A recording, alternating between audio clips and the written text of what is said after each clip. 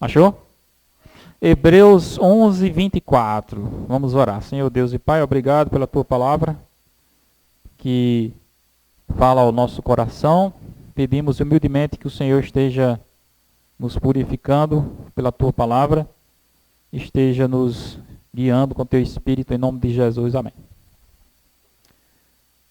Hebreus 11, 24. Pela fé Moisés, quando já homem feito, recusou ser chamado filho da filha de Faraó, preferindo ser maltratado junto com o povo de Deus, a usufruir prazeres transitórios do pecado, porquanto considerou o opróbrio de Cristo por maiores riquezas do que os tesouros do Egito, porque contemplava o galardão. Só isso. Aqui nós vemos uma atitude singular, uma atitude distinta de Moisés, que é a mesma atitude que nós devemos ter no mundo que nós vivemos, né? Abrir mão de todos os prazeres transitórios do pecado, né?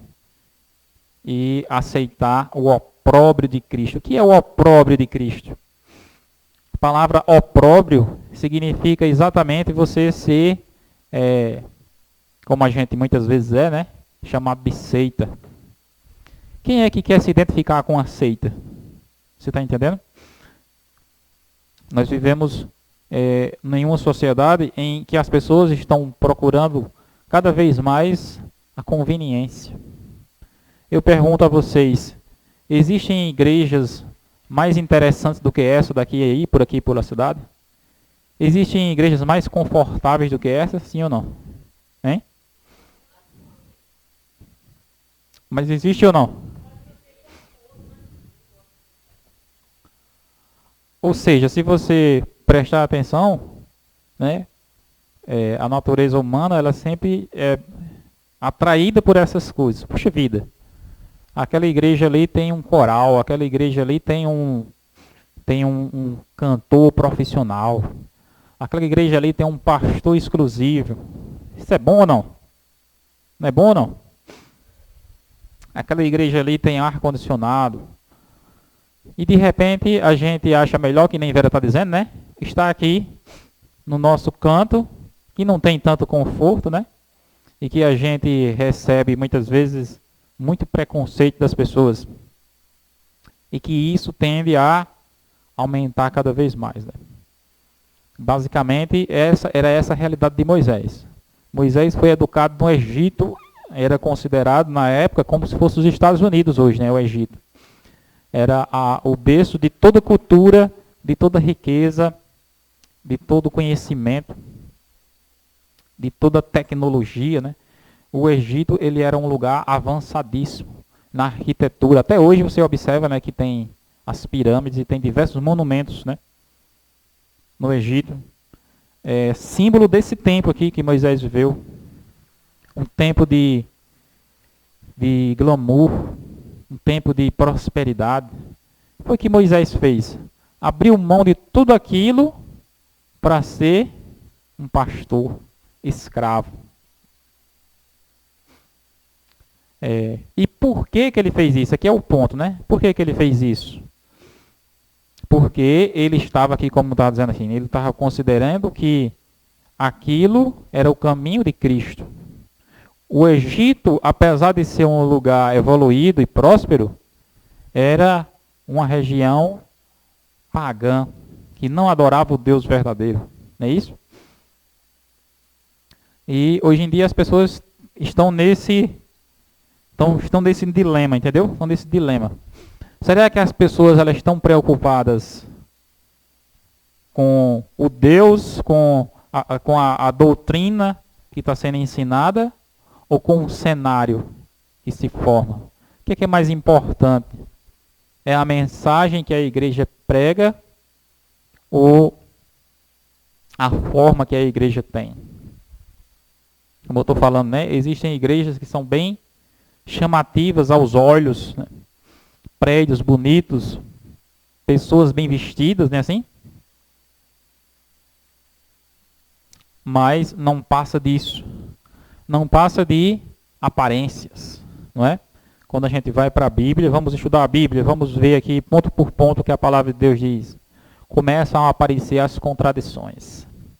No entanto, as pessoas não estão nem aí para as contradições, porque elas só querem mesmo é ter a aparência, ter a forma. Quando a gente tem a oportunidade, irmãos, de descobrir a verdade, né?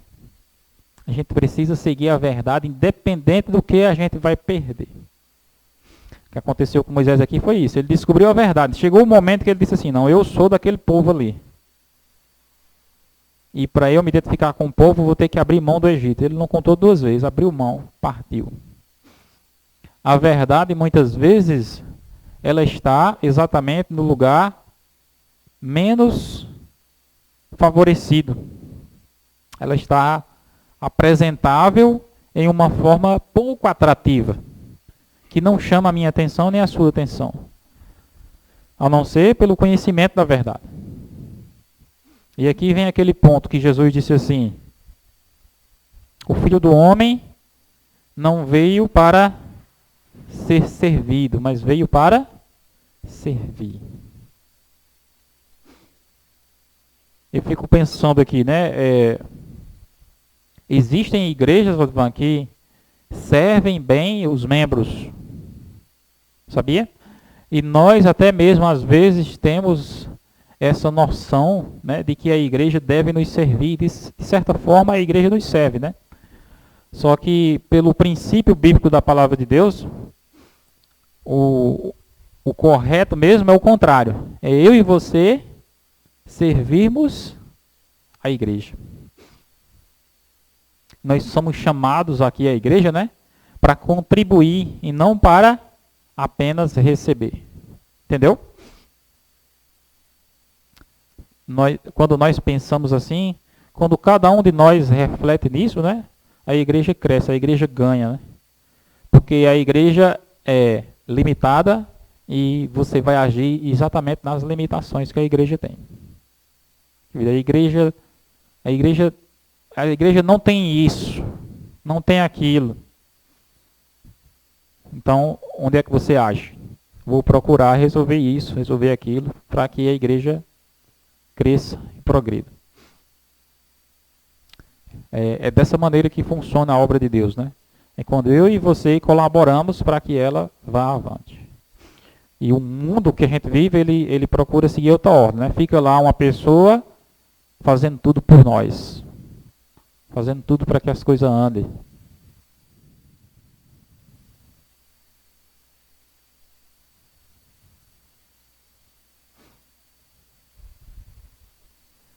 Tende em vós o mesmo sentimento que houve também em Cristo Jesus, pois ele, subsistindo em forma de Deus, não julgou como usurpação o ser igual a Deus. Antes, a si mesmo se esvaziou, assumindo a forma de servo, tornando-se em semelhança humana, semelhança de homens, reconhecido em figura humana. A si mesmo se humilhou, tornando-se obediente até a morte, morte de cruz. Pelo que também Deus o exaltou sobremaneira e lhe deu o nome que está acima de todo nome, para que ao nome de Jesus se dobre todo joelho no céu, na terra, debaixo da terra, toda língua confesse que Jesus Cristo é Senhor, para a glória de Deus Pai. Observe, ele nos recomenda que a gente tenha o mesmo sentimento de Cristo. O sentimento de Cristo era esse, de servir e não de ser servido. Qual foi o sentimento que ocasionou a expulsão de Lúcifer do céu? Foi exatamente o sentimento contrário, de querer a posição de Cristo, né? de comandar, de ser servido mais do que já era, né? E isso ocasionou o que? A ruína dele. Mesma coisa acontece com a humanidade. Cada vez que a gente pensa apenas em ser servido, o caminho é a gente seguir cada vez mais para o lado do engano. Como o inimigo foi para o lado do engano. Né? Quando a gente procura servir a Deus, o que a gente vai ver em nosso caminho muitas vezes são pedras e desafios. Né? Mas aqui a história de Jesus é um exemplo para nós. Né? Ele disse assim, ele precisou se esvaziar. Para que a gente possa servir a Deus, mas a gente precisa se esvaziar. E aqui não continua só isso. Diz também que ele se humilhou. Você viu essa passagem que fala aqui? Olha só as palavras que aparecem aqui, né? Esvaziar, humilhar, morte. Para depois ser exaltado. Depois da morte que ressuscitou, que ele foi exaltado. Mas antes, para poder servir a Deus, ele teve que se esvaziar, ele teve que se humilhar. E não pense que com a nossa realidade é diferente, né? Para a gente servir a Deus, a gente precisa se esvaziar de si mesmo. A gente precisa contemplar um mundo espiritual mais do que o mundo físico. Não procurar vantagens para si mesmo. Procurando igrejas. A vida de algumas pessoas é assim, sabia? Procurando igrejas que satisfaçam as suas necessidades. Ah, essa igreja aqui não tem nada não, eu vou para aquela que tem. Ah, essa igreja aqui não cura ninguém, eu vou para aquela que cura. Ah, aquela igreja ali só tem gente rica, eu vou para lá para eu ficar rico também. Não tem, né? Esse raciocínio. E você observa que, no geral, a sociedade funciona assim, né? As pessoas procurando conveniências, procurando coisas agradáveis para si. Enquanto que o verdadeiro povo de Deus, para servir a Deus, ele precisa se esvaziar. Precisa se humilhar, se sacrificar. Viver pela fé na palavra. Observe que esse foi o mesmo procedimento de Moisés. Moisés ele não julgou usurpação, né? Ser filho da filha de Faraó. Mas ele preferiu o opróbrio. Essa palavra aparece muitas vezes na Bíblia, né? O opróbrio é exatamente isso. Vamos pegar, por exemplo, os apóstolos. Jesus fala aí, ó. Eu vi aqui qual é a passagem. Olha só que passagem interessante, Jesus falando com Pedro, né? Lucas 18, 28. Disse Pedro: eis que nós deixamos nossa casa e te seguimos. Respondeu Jesus: em verdade vos digo que ninguém há que tenha deixado casa, ou mulher, ou irmãos, ou pais, ou filhos, por causa do reino de Deus, que não receba no presente, muitas vezes mais, e no mundo por vir, a vida eterna. Observe, irmãos, como é interessante a história dos apóstolos, né? Eles eram pescadores, era um trabalho extremamente humilde, não era? No entanto, teve um dia lá que Jesus mandou Pedro jogar as redes de um lado do barco, não é assim? E quando Pedro foi puxar, não conseguia puxar aquele tanto de peixe, né? E logo depois Jesus disse o que a eles? Venham e sigam-me, não é assim? Jesus estava chamando eles para abrir mão da pescaria para seguir a ele. E é interessante a história dos apóstolos, porque mostra claramente que eles se dispuseram a ele. A palavra de Deus diz assim, diz que eles deixaram tudo e o seguiram. E aqui Pedro diz isso, né? Senhor, a gente deixou tudo para te seguir. Era todo mundo que acompanhava Jesus, que tinha deixado tudo para seguir Jesus? Não. Aqui mesmo nessa história, se você ler um pouquinho para cima, vai contar a história do jovem rico. O jovem rico recebeu o convite de Jesus. Foi? Vai, vende tudo que tens, dá aos pobres, vem e segue-me. Mas aquilo envolvia o quê? Humilhação, sim ou não? Envolvia esvaziar-se. Envolvia opróbrio. E ele não quis se desfazer daquilo, não quis se desprender. É interessante que Pedro mostra o contraste, né? Senhor, nós não tínhamos tanto, né? Mas a gente deixou tudo que tinha para te servir. E se eu vos afirmo que na vida, por exemplo, vocês vão receber muitas vezes mais, né? Que era o que os apóstolos recebiam? Era a hospitalidade das pessoas, né? Todo lugar que chegava, sofria, mas tinha algumas pessoas que recebiam eles. E a certeza da vida eterna, né? Ou seja, o povo de Deus, ele sempre é identificado com aquela classe mais sofrida. E não com aquela mais bem vista, né, no mundo religioso. Tem religião para todos os gostos, né? Mas a religião não é para o meu gosto nem para o seu gosto. A religião é para o gosto de Deus. Entendeu? A religião muitas vezes pode estar de acordo com o seu gosto, mas será que está de acordo com o gosto de Deus? Está de acordo com a vontade de Deus? Está de acordo com a mensagem de Deus para esse tempo? A pessoa que realmente serve a Deus nesses tempos que nós estamos vivendo, assim como foi em todas as eras, na grande maioria das vezes são as pessoas mal vistas, os povos menorzinhos, né? Por que que é assim? Exatamente porque a maioria não quer servir. Por isso que o trabalho de Deus é tão difícil, né? A minoria é que se dispõe a servir. A maioria quer ser servida. E nós precisamos, irmãos,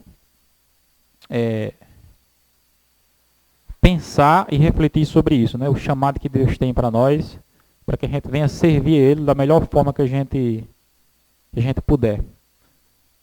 A gente muitas vezes pensa, né, que não sabe. Não, eu não sei disso, não sei daquilo, não sei daquilo. Só que o problema todo não é porque a gente não sabe, é porque muitas vezes a gente não quer. E por que a gente não quer?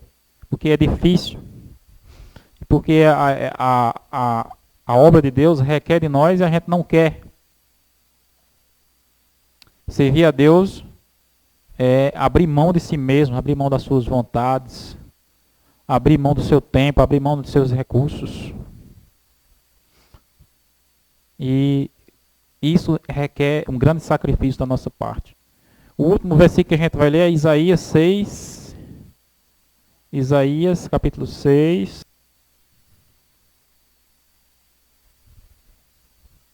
Isaías 6, verso 8. Depois disto, ouvi a voz do Senhor que dizia: a quem enviarei?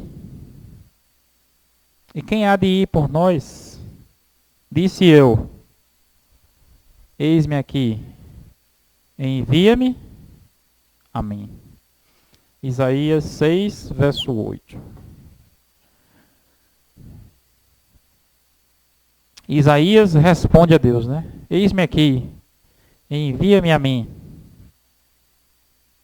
Essa parece ser uma mensagem bem empolgante, né? Deus está me chamando e eu vou. Só que quando você vai estudar e ver o ministério de Isaías, você vai ver que aquilo requeria o que dele? Sacrifício, entrega, humilhação. É algo que nós, por natureza, não desejamos. O chamado de Deus, irmãos, para nós, entendeu? Algumas pessoas pensam que é só bênção, né? Quem é que não quer servir a Deus? Vai ser um cantor famoso, vai aparecer no YouTube, né?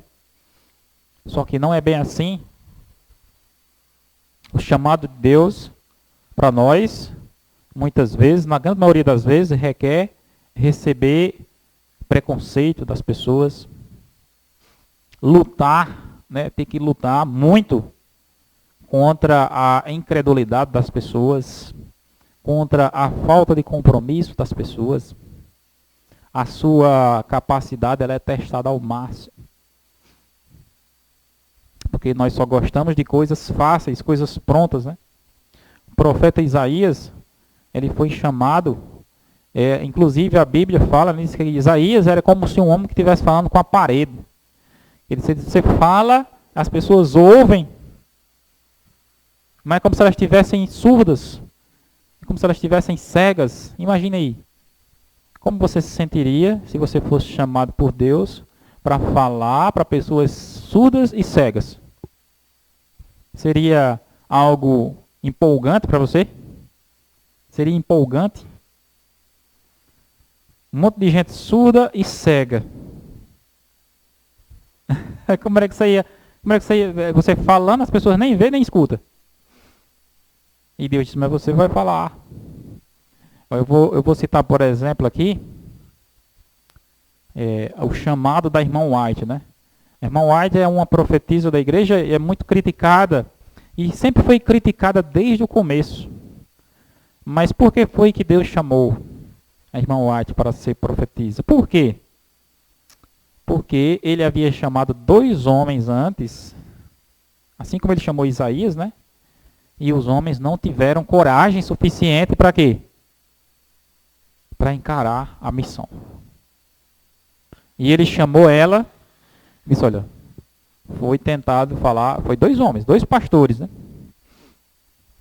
Deus chamou eles, revelou as visões para eles.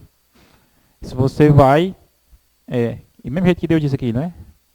Você vai por nós, né? E esperava que ele dissesse o quê? Como Isaías disse, né? Envia-me que eu vou, né? Mas eles disseram isso? Não. Disseram, Senhor, é muito difícil, não tem condição não. Todo canto que eu vou, eu sou mal entendido, mal compreendido, eu sou criticado, né? Que é exatamente como as pessoas veem quem? A irmã White. Quando Deus chamou ela argumentou da mesma forma, Senhor, o Senhor não tem pessoas mais preparadas? Hoje em dia, você observa que as pessoas acham bonito o nome profeta, dizem, fulano é profeta, né? O que significava ser um profeta na Bíblia? Significava exatamente isso, ser mal compreendido, ser criticado, ser apedrejado. No caso de Isaías, Isaías foi cerrado ao meio. Ó, pegaram um serrote, serraram Isaías ao meio. Porque gostavam dele ou porque não gostavam dele? Não gostavam do que ele falava, do que ele pregava. Nosso tempo não é diferente. O povo de Deus, ele prega mensagens impopulares. Em consequência, o povo de Deus é mais sofrido, irmão. O povo de Deus enfrenta mais dificuldade. O povo de Deus é mais perseguido. E se a gente quiser mais conforto, né, a gente vai para o Egito. Assim como Moisés, né? Moisés no Egito tinha o conforto, mas ele abriu mão do conforto para enfrentar o opróbrio de Cristo. No entanto, a gente não precisa ter desconforto na igreja, sabia, irmão? Se cada um fizer a sua parte. Não é isso? Se cada um colaborar, se cada um se dispor, a igreja pode progredir, não é? Mas se cada um ficar pensando só em si mesmo, a igreja não pode progredir assim. A igreja é um corpo, né? Se eu observa aqui um corpo, cada parte desempenha uma função. Não é assim? E cada parte, exercendo a sua função, faz com que o corpo tenha vida e tenha movimento. Que Deus nos abençoe e nos ajude, irmãos, a ter esse mesmo pensamento de Cristo, né? Pensamento de servir mais do que ser servido, né? Vamos ficar de pé e vamos orar.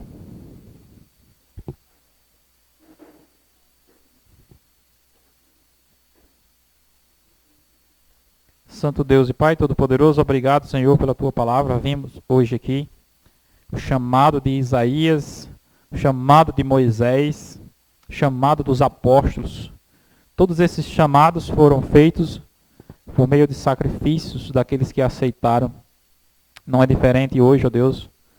Nós precisamos te servir e não procurar ser servidos. Que o Senhor venha nos contagiar com o espírito do compromisso cristão, para que venhamos colaborar cada vez mais com a pregação do Evangelho e venhamos ser instrumentos teus, ó Deus, na tua obra para levar a tua palavra avante.